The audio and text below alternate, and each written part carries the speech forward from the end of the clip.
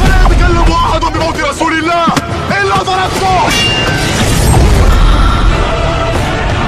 جئتك أؤمن بالله وبرسوله وبما شئت به فقد أعذرت إليكم وأعذرتموني.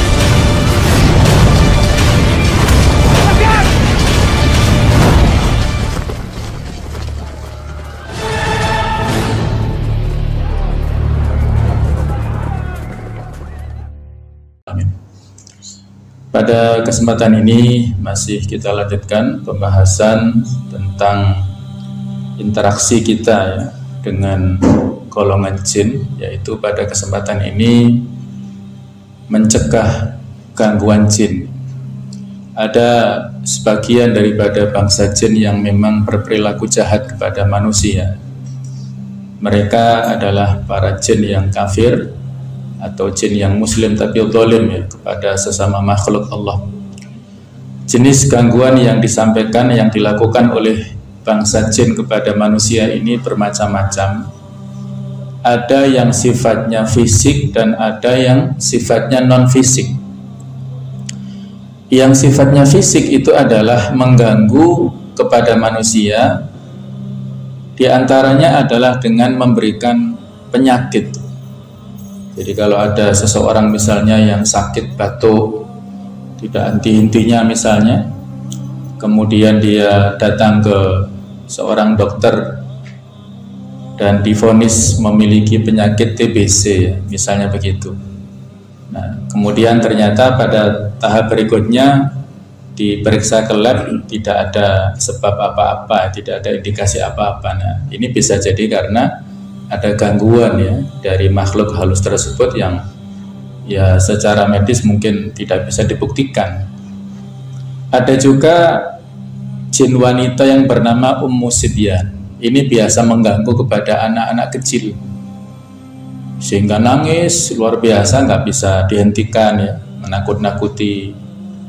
Dan bahkan ada yang menyakiti anak-anak kecil pada saat masih menjadi janin, ditendang dan akhirnya ya naudzubillah min dzalik menjadi tidak bernafas lagi, detak jantungnya berhenti dan akhirnya harus digugurkan misalnya begitu ya.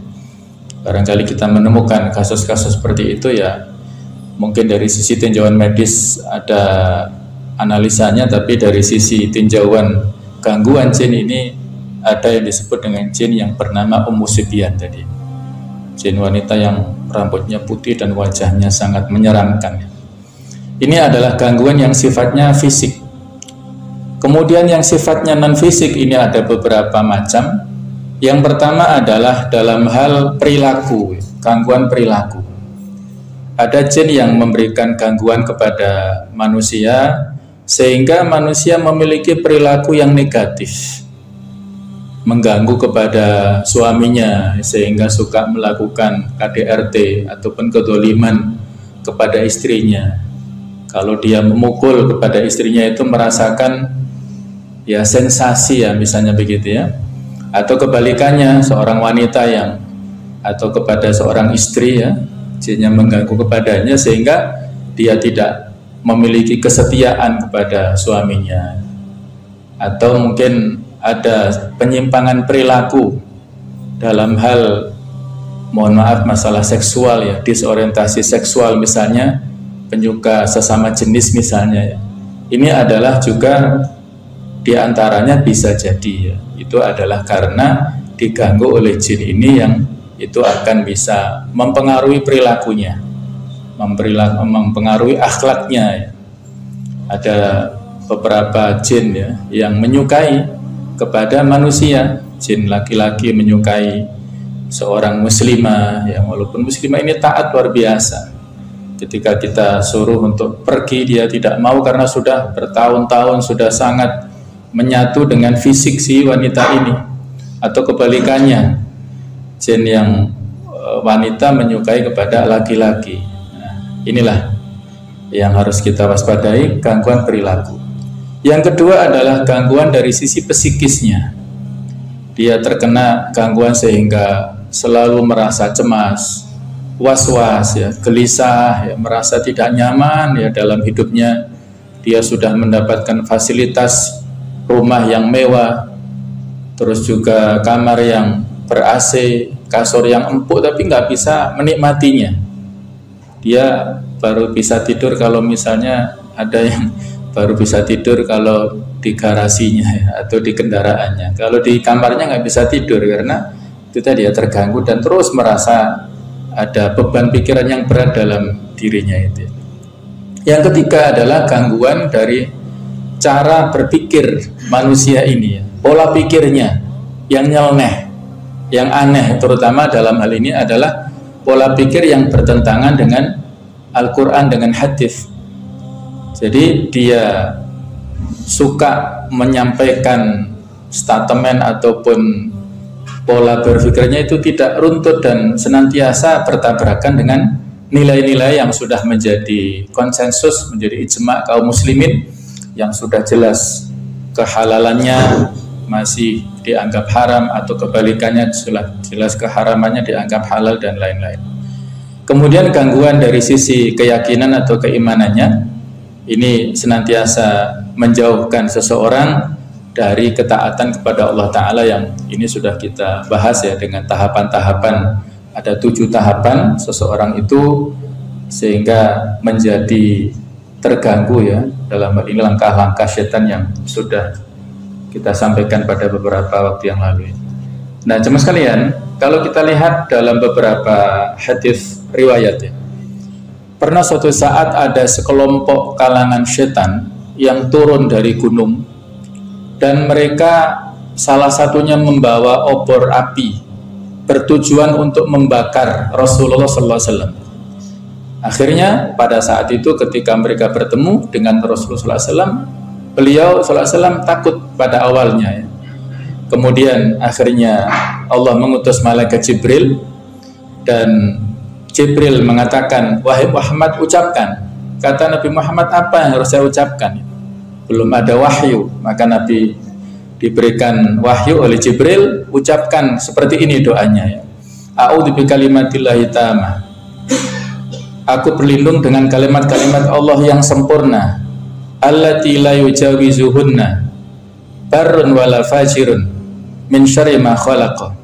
Yang mana tidak akan dilewati oleh orang baik dan orang durhaka dari segala kejahatan apa yang diciptakan, wa dzara'a wa bara'ah, dan yang ditumbuhkan ataupun dijadikan, wa min syarri ma yanzilu minas sama', dan dari segala keburukan yang turun dari langit, wa min syarri ma ya'ruju fiha, dan dari apa yang naik ke langit, wa min syarri ma dzara'a fil ardi, dan dari segala keburukan kejahatan apa yang tumbuh di muka bumi ini, wa min syarri ma yakhruju minha, dan apa yang keluar darinya, wa min syarri fitanil laili wan nahar, dan dari kejahatan fitnah cobaan malam ataupun siang, wa min syarri kulli tariqin illa tariqan yatruku bi khairin ya rahman, dan dari segala kejahatan sesuatu yang datang pada malam hari kecuali datang dalam rangka untuk memberikan kebaikan, wahai Allah yang Maha Rahman, yang Maha Pengasih.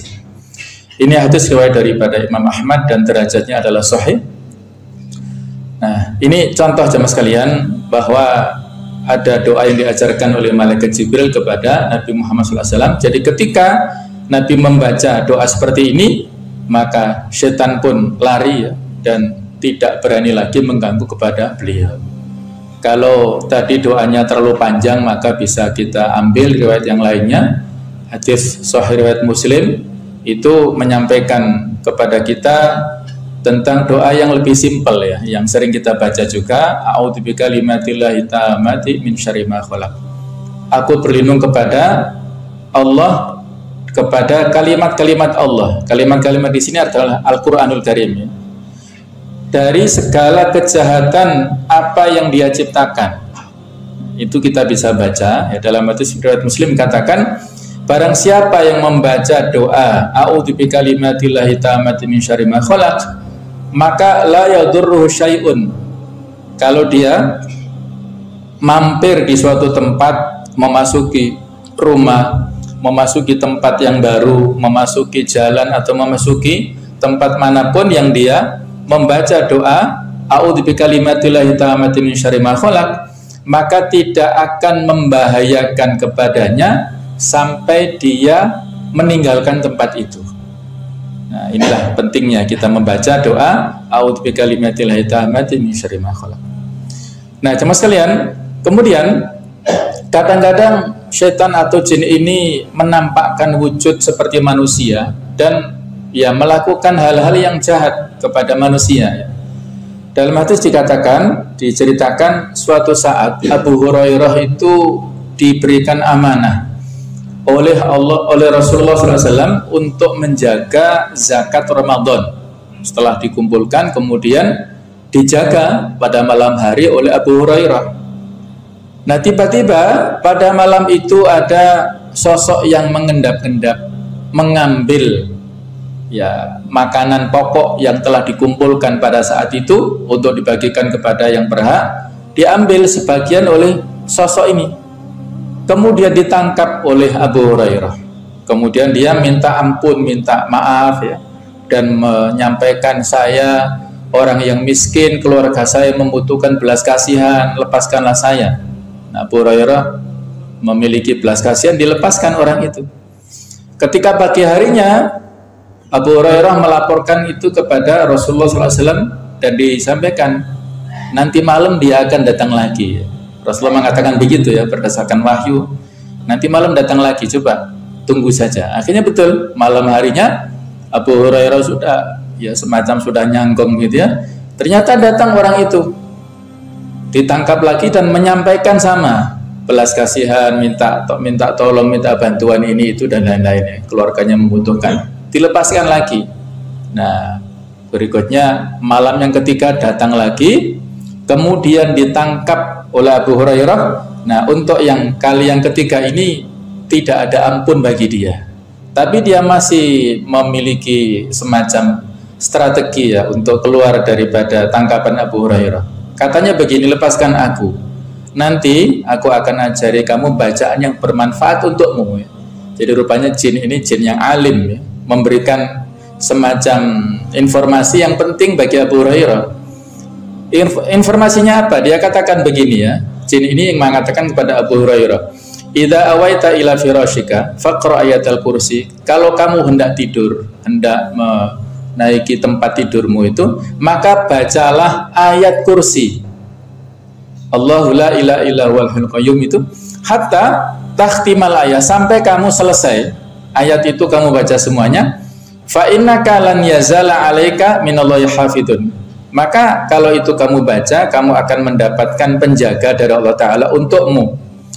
Wala yaqrabannaka syaitonun hatta tusbiha. Dan sekali-kali tidak akan bisa mendekatimu syaitan sampai kamu pagi harinya, sampai bangun. Kamu tidak akan digoda, diganggu oleh syaitan.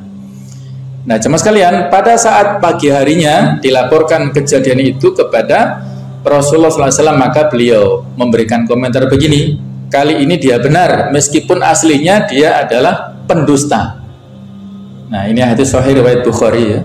Jadi yang disampaikan benar, kalimat doa ayat kursi kita jadikan sebagai penjagaan pada saat sebelum tidur, fadilahnya seperti itu ya, kita nggak akan diganggu, benar. Walaupun kadang-kadang dan biasanya dia itu suka berbohong, tapi ada kata-kata yang bisa diterima, yaitu berupa kebenaran. Nah, itu adalah merupakan ajaran ya dari jin kepada Abu Hurairah radhiyallahu anhu. Berikutnya jemaah sekalian, ada seorang sahabat lain yang bernama Ubay bin Ka'ab. Suatu ketika beliau menangkap jin yang mencuri kurma di kebunnya. Maka Ubay berkata kepada jin ini, apa yang bisa menyelamatkan kami manusia dari gangguan kalian? Maka si jin menjawab, yaitu ayat kursi. Barang siapa membacanya pada waktu sore, maka ia akan dijaga dari gangguan setan sampai pada waktu paginya. Dan barang siapa yang membacanya pada waktu siang, pada waktu pagi, maka dia tidak akan diganggu atau tidak akan bisa digoda oleh setan sampai pada waktu sorenya. Lalu Ubay bin Ka'ab menemui Rasulullah SAW, menceritakan tentang hal ini, dan beliau mengatakan shadaqal khabith, benar apa yang dikatakan si buruk itu, yaitu jin itu benar, dia sudah menyampaikan kebenaran kepadamu. Ini hadis riwayat daripada Hakim dan menurut para ulama derajatnya adalah kuat ya. Nah, inilah jemaah sekalian hal-hal yang bisa kita jadikan sebagai proteksi ya. Doa-doa itulah yang sangat penting untuk kita ucapkan selalu dan terus-menerus sebagai pencegahan kepada segala gangguan dari jin dan setan itu. Adapun yang lainnya yang bisa kita lakukan ya, bahwasanya untuk mencegah gangguan jin ini ada beberapa hal yang perlu kita perhatikan. Yang pertama, al-iman al-amnu. Keimanan itulah akan bisa mendatangkan keamanan. Sebagaimana yang dijelaskan Allah Ta'ala di surat Al-An'am ayat 82, alladzina amanu walam yalbisu imanahum bidzulmin ulaika lahumul amnu wa hum muhtadun. Orang-orang yang beriman dan tidak mencampur adukkan keimanannya tersebut dengan kedzaliman, mereka itulah akan mendapatkan keamanan, keselamatan, dan mereka itulah orang-orang yang mendapatkan hidayah, petunjuk dari Allah Ta'ala. Nah, jadi inilah yang pertama yang bisa kita lakukan, perkuat iman kita dengan keimanan yang kita jauhkan di sini. Walam yalbisu imanahum bidzulmin, kata-kata dzulm adalah syirik. Tidak mencampurkan keimanan dengan kesyirikan, maka kita akan mendapatkan keamanan di dunia sampai di akhirat nanti. Itulah kunci yang pertama untuk mencegah dari segala macam gangguan jin dan setan. Yang kedua adalah bersungguh-sungguh memahami Al-Quran dan As-Sunnah serta mengamalkannya. Sebagaimana dijelaskan oleh Allah Ta'ala di surat An-Nahl ayat 99 sampai 100, Allah Ta'ala berfirman, innahu laisa lahu sultanun 'alal ladzina amanu wa 'ala rabbihim yatawakkalun. Sesungguhnya setan itu tidak akan kuasa, tidak memiliki kemampuan terhadap orang-orang yang beriman dan bertawakal kepada Rabb-nya, berserah diri kepada Allah Subhanahu wa taala. Innama sultanuhu 'alal ladzina yatawallawnahu. Sesungguhnya kekuasaannya itu hanya meliputi kepada orang-orang yang memberikan loyalitas. Manusia yang loyal kepada setan saja yang dikuasai oleh jin dan setan. Walladzina hum bihi musyrikun, dan mereka itu adalah orang-orang yang menyekutukan Allah Subhanahu wa taala. Jadi inilah poin yang kedua, adalah kita bersungguh-sungguh dalam memegang teguh Al-Quran, kita bertawakal dengan totalitas kepada Allah Ta'ala. Sebagaimana di antara adab kita pada saat kita keluar rumah, maka kita membaca doa keluar rumah. Ini fadilah dalam hadis luar biasa. Barang siapa yang keluar rumah kemudian dia membaca doa yang sudah biasa kita hafalkan, bismillah tawakkaltu 'alallah la haula wala quwata illa billah. Jadi membaca 3 poin doa seperti ini, maka menurut Rasulullah SAW, hudita ya, engkau akan mendapatkan hidayah. Dengan bismillah kita mendapatkan hidayah. Kemudian dengan mengatakan tawakkaltu 'alallah, kita bertawakal pada Allah Ta'ala, maka dikatakan kepada orang ini, kufita, kamu akan dicukupi rezekinya, dicukupi kebutuhannya. Wa may tawakkal Allah fa huwa hasbuh, siapa yang bertawakal pada Allah maka dia akan mendapatkan kecukupan, di surat At-Talaq itu.